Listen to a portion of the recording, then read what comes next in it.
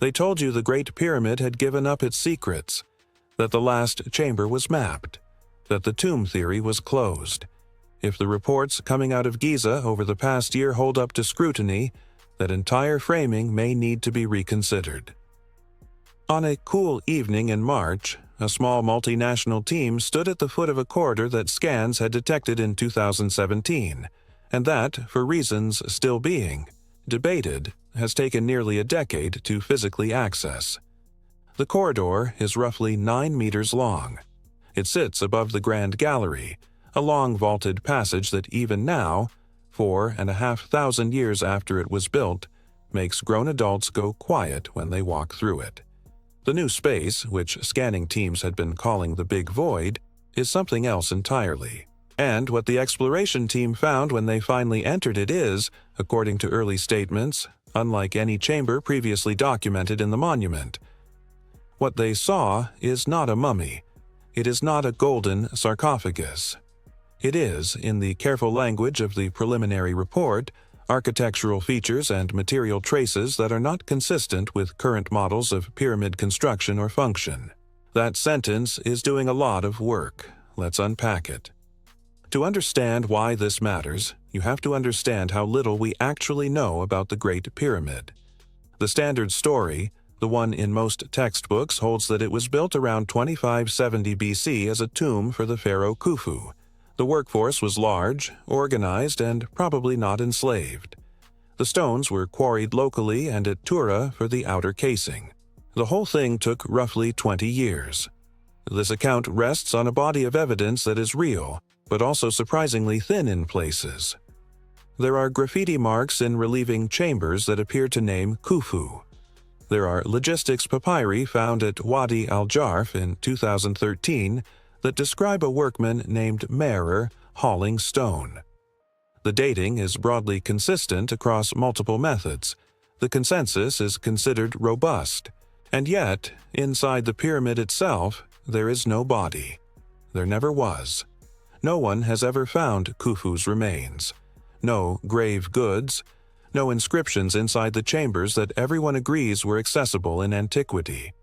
The so-called King's Chamber contains a granite box that is often described as a sarcophagus, but it contains nothing, and its dimensions don't quite match any mummy case ever recovered from a comparable burial. Mainstream Egyptology has good explanations for these absences. Tomb robbers, probably active within decades of Khufu's death, are the standard culprit. The interior was cleaned out. The body was taken or destroyed. What remained was scrubbed by time. It's a reasonable account and most specialists accept it. But the absences created room for alternative theories, and those theories have proliferated for more than 2 centuries. Some suggested the pyramid was built as an initiation temple. Others argued it functioned as an astronomical observatory. A small but persistent group has speculated that it served some mechanical or energetic purpose we haven't yet understood. None of these alternatives have carried the day, because none of them have produced the one thing that would settle the argument: physical evidence from an unexplored part of the structure. That's what makes the new chamber matter. In 2017, a project called Scan Pyramids used a technique called muon tomography to image the interior of the pyramid without drilling. Muons are particles that rain down on Earth, constantly from cosmic ray interactions in the upper atmosphere. They pass through matter at different rates depending on density. By placing detectors around the pyramid and measuring muon flux over months, the team built a 3-dimensional density map of the interior. What they found stunned even the most conservative members of the team. A large void, roughly 30 meters long, sitting above the Grand Gallery, in a location where no one expected any empty space at all. At the time, the announcement generated global headlines and then very little follow-up. The Egyptian authorities moved cautiously, partly because pyramid archaeology is a sensitive subject politically, partly because any physical access risked damaging one of the most important cultural monuments on Earth. Years passed. Proposals were submitted, reviewed, debated. A smaller corridor near the northern face was accessed first as a kind of test run. Then, quietly, over roughly the last 18 months, a larger effort moved forward. The team used a tiny robotic probe, entered through a gap in the masonry that had been identified by refined Mune scans, and eventually introduced human researchers through a carefully engineered access point designed to preserve the surrounding stonework. According to people briefed on the work, the access was completed in late February. The first documentation pass was finished in March. A more detailed survey is ongoing. The preliminary description of what's inside is careful and conditional. It has to be. Archaeological announcements made before peer review tend to age badly, and the Egyptian Antiquities authorities have made clear they want the process to move slowly and deliberately. But even the cautious version of the description is unusual. First, the walls. Unlike the rough interior masonry of the relieving chambers above the king's chamber, the walls of the new space are reportedly finished, with a smoothness that specialists have compared to the interior of the Grand Gallery itself. That's significant because finish work like that was expensive, time-consuming, and historically reserved for spaces the builders considered important. You don't put polished limestone inside a chamber you never plan to use. You put it in spaces that matter. Second, the geometry. The chamber is not rectangular in the simple way most pyramid rooms are. According to the early reports, the space has sloped elements, what sounds like a vaulted or corbelled ceiling, and proportions that don't match any standard mortuary chamber from the Old Kingdom. Some researchers have noted similarities to the Grand Gallery itself, as if the new space were a mirrored or parallel version of that structure, tucked into the pyramid's upper mass like a second heart. Third, the contents. And this is where the language gets most cautious. The team has reported the presence of material traces on the chamber floor. They have not described those traces in detail. They have not confirmed, and have explicitly refused to confirm, rumors that the chamber contains inscribed objects, preserved organic material, or metallic artifacts. Those rumors have nonetheless spread widely, and it's worth being very clear about what's claimed versus what's confirmed.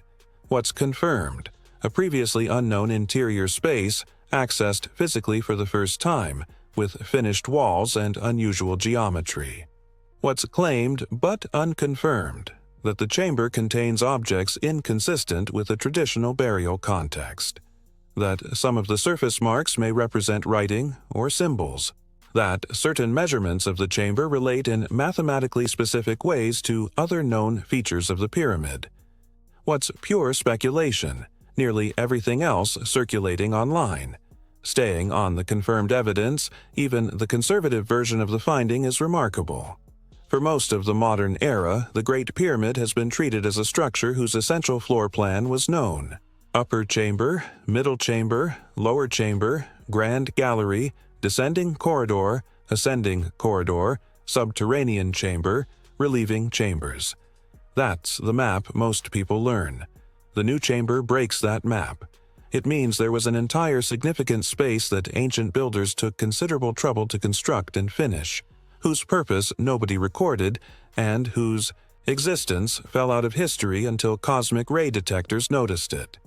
That alone is enough to rewrite textbook sections.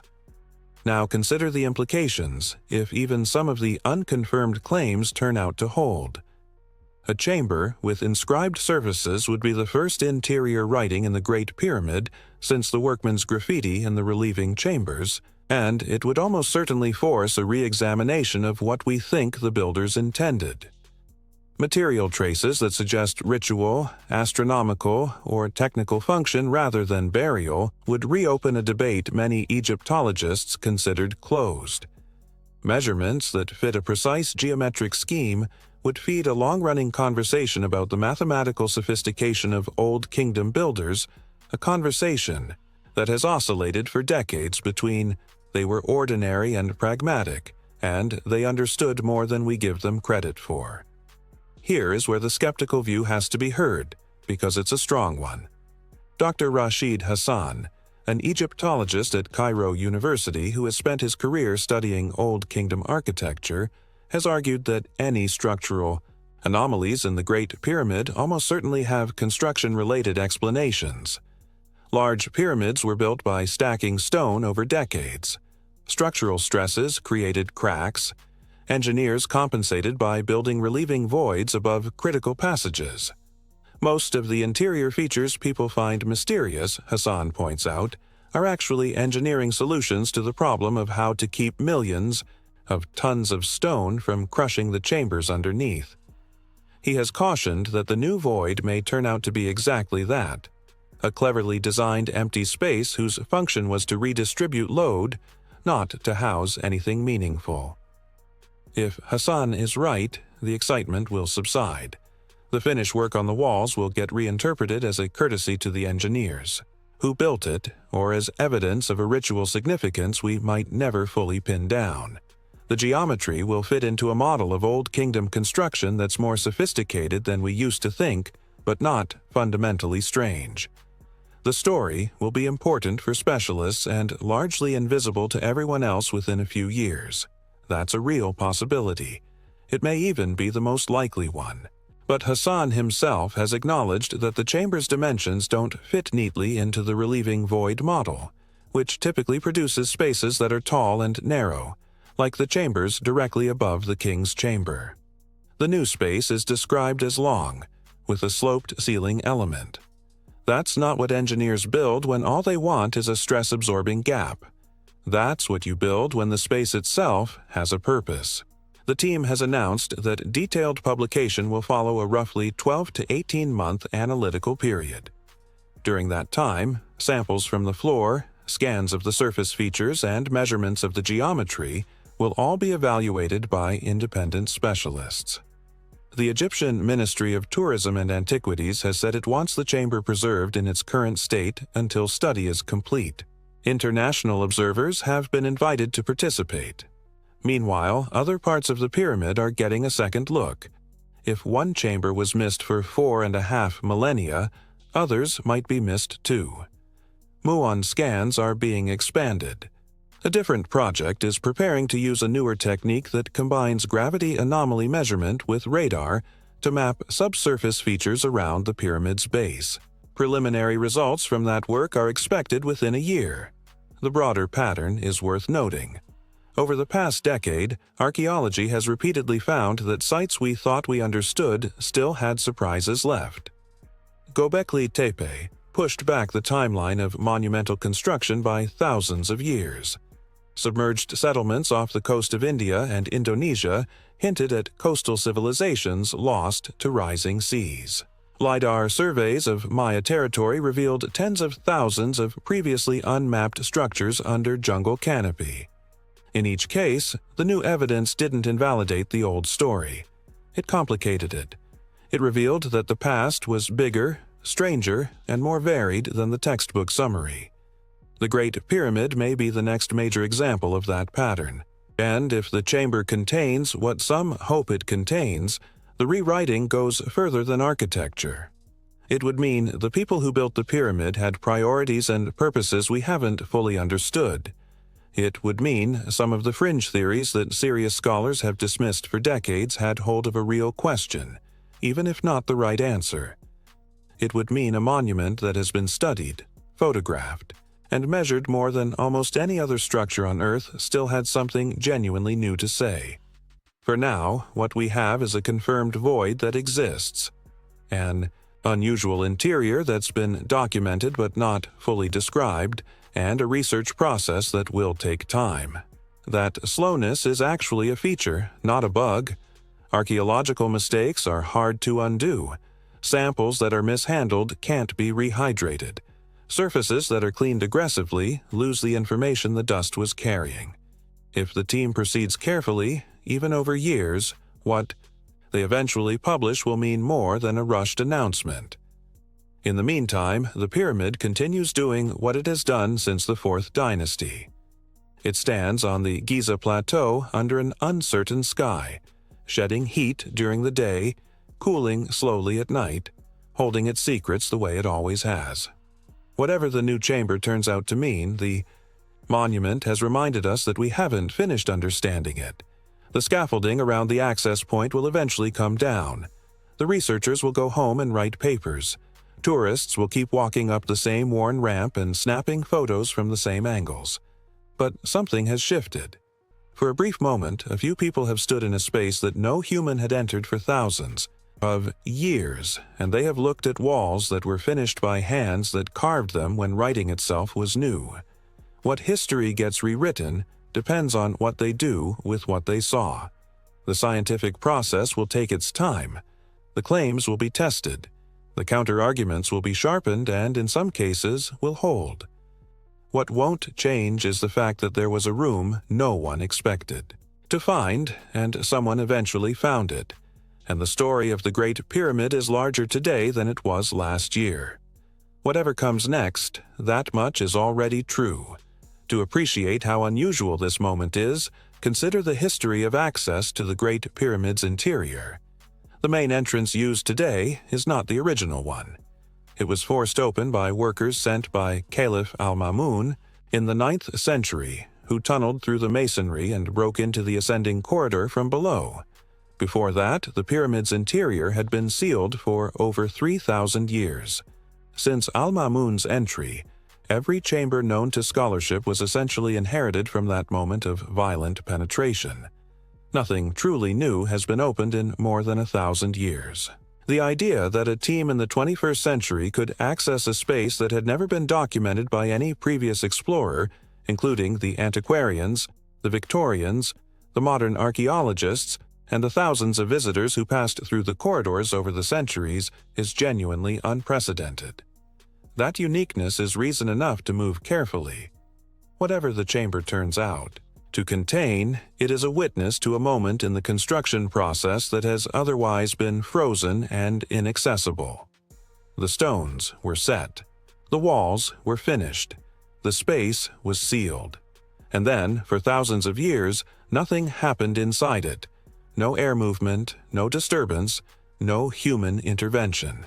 That kind of preservation is rare in any context, and in a climate as dry as the Giza Plateau, it can preserve material evidence at an extraordinary level of fidelity, which is why the patient pace of the current investigation is worth defending against the impatient curiosity of the public. Every sample taken, every surface scanned, every measurement recorded now is information that can be compared, decades from now, to future techniques we can't yet imagine. The same has been true of other sealed archaeological contexts. The tomb of Tutankhamun, discovered in 1922, is still producing new insights a century later because the original team documented things they didn't understand and left material in place for later analysis. A similar discipline is being applied here, and if it takes years, that's a feature of the work, not a flaw. There is also the question of what the new chamber means for the long-running debate over pyramid building methods. Mainstream Egyptology generally accepts that Old Kingdom builders used ramps, levers, sledges, and large organized labor forces to move and set stones. Alternative theories have proposed everything from elaborate internal ramps to sophisticated pulley systems, to, in the more speculative versions, power sources we no longer understand. None of the alternative theories has solid physical evidence. The mainstream theory rests on a combination of quarry marks, work gang graffiti, experimental archaeology, and logistical calculations. If the new chamber contains construction-related evidence, marks on walls indicating how the stones were set, traces of scaffolding, even the residue of the organic materials used in the building process, it would be a goldmine for construction historians. Every question that experimental archaeologists have tried to answer through reconstructions could be tested against original evidence. The irony of the situation is that the chamber's potential value is so broad that almost any interpretation of what's inside will matter. Mundane engineering evidence would settle decades of argument about methods. Ritual artifacts would open new questions about Old Kingdom religious practice. Astronomical markers would extend the conversation about how sophisticated Egyptian skywatching really was. Even the absence of significant contents would be informative, because it would constrain the range of explanations for why such a space was built in the first place. There is one more dimension to this story that deserves attention. The muon tomography technique that discovered the chamber is itself a product of a scientific field born in the 20th century and refined over decades. The first serious attempt to use cosmic ray particles to image a pyramid happened in 1967, when Luis Alvarez tried to detect hidden chambers in the Pyramid of Khafre, the Great Pyramid's neighbor. His team spent years on the project and found nothing remarkable. Half a century later, with better detectors, better data analysis, and more patience, the same technique has revealed a major structural anomaly. The lesson is that new tools sometimes need a generation of refinement before they earn their breakthroughs. What Alvarez started in the 1960s, the Scan Pyramids team delivered in the 2010s. The chamber being explored now is the physical consequence of that long arc. That arc is likely to continue. The same muon detectors that found the Big Void are now being refined further and aimed at other pyramids across Egypt. Preliminary results from those surveys are expected over the next several years. If the Great Pyramid has been hiding a significant chamber, it would be strange if none of its contemporaries had something similar. The investigative era of Egyptology that began with Champollion's decipherment of hieroglyphics in the 1820s appears to be entering a new phase. One in which physics, not just philology and excavation, drives the questions. What happens next depends on the decisions of a small number of scientists, archaeologists, and Egyptian officials. Each of them is acutely aware that mistakes are permanent and that the world is watching. The pressure to announce something dramatic is intense. The pressure to be right is greater. The process is going to take time. In the meantime, the public has to learn to wait. That's not a skill modern audiences are good at. Archaeological patience is a muscle that atrophies in a culture trained on instant updates. But the reward for patience, if this chamber delivers, is going to be substantial. Real revisions to history rarely come in a single headline. They come slowly, through cautious publication, careful argument, and the accumulation of evidence that eventually makes the old picture impossible to defend. Somewhere in Cairo, a stack of photographs is being sorted by someone who will not give interviews until the work is done. Somewhere in a lab in Japan, scans are being cross-referenced with other scans. Somewhere in a quiet office, a researcher is looking at a pattern on a chamber wall and wondering whether what they're seeing is the accidental stroke of a tool or the deliberate mark of a hand. These small moments of puzzlement will eventually become paragraphs in a paper, which will become a paragraph in a textbook, which will become the new standard version of how the Great Pyramid was built and what it was for. It's possible that version will look a lot like the current one. It's possible it will look very different. The only certainty right now is that the story is not finished, and that a room no one thought existed has been entered, and that the people who entered it have not yet told the rest of us everything they saw.